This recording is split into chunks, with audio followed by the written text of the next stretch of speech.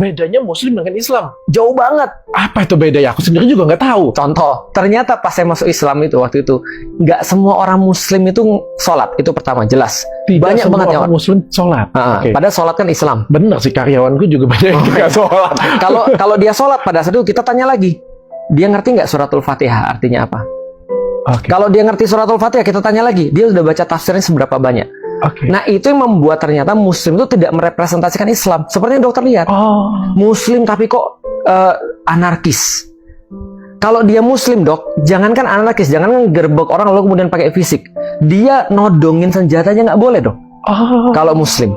Karena pernah terjadi satu waktu Rasul katakan gini, ada seorang Muslim nodongin senjata pada Muslim yang lain, maka dua-duanya itu sudah kena dosa. Oh. Loh, terus kemudian kalau misalnya mereka salah satu mati gimana? Dua-duanya masuk neraka. Loh, kok bisa? Kata orang Muslim tadi, kok bisa ada dua orang Muslim sama-sama nodongin senjata terus saling tusuk, satunya mati, satunya masih hidup, dua-duanya masuk neraka.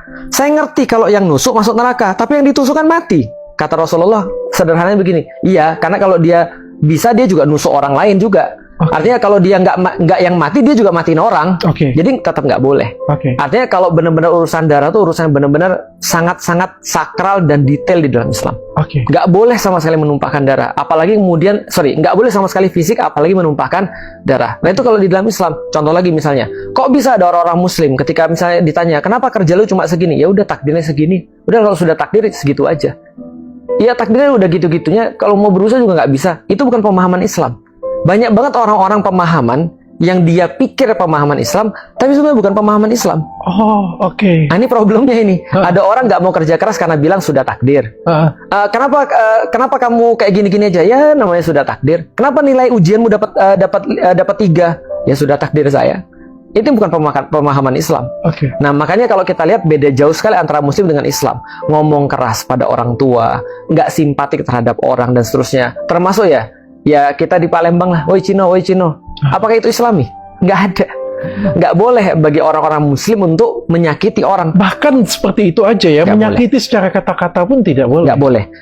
Di dalam Islam, orang-orang yang bukan Muslim, yang kita sebut non-Muslim itu kan ya, itu tidak boleh disakiti. Baik secara verbal, baik secara fisik.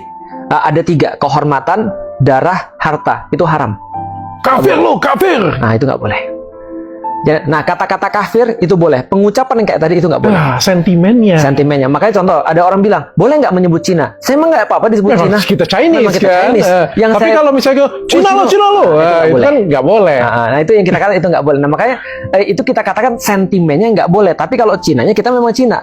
Kafir itu boleh digunakan. Tapi kata-kata kafir digunakan itu nggak boleh.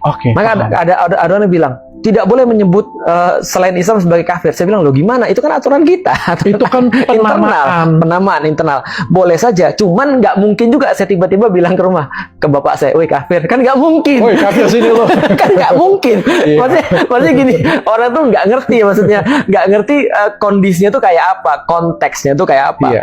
Bahwasanya kafir itu digunakan untuk orang-orang yang bukan Muslim. Tapi kan bukan berarti kita boleh addressing orang sembarangan seperti itu. Pun Islam nggak boleh. Nggak boleh. Di dalam Islam, bahkan kalau dia bukan Muslim ya, dok ya, itu ada satu ayat yang kemudian pernah ayatnya literally bunyinya begini, jangan mengepakkan sayapmu di depan orang tua. Itu either orang tuamu Muslim atau either orang tuamu bukan Muslim. Tidak boleh mengepakkan sayap. Loh kan kita manusia nggak ada sayap. Maksudnya seperti apa? Maksudnya gini, dokter tahu burung kan ya? Burung itu kalau dia masih kecil dia dikasih makan orang tuanya. Ketika nanti dia sudah gede, orang tuanya nggak bisa terbang sehebat itu. Maka dalam kondisi kayak gitu pun, ketika bapaknya dan ibunya sudah tidak mampu terbang seperti dia nggak boleh ngepakin sayapnya.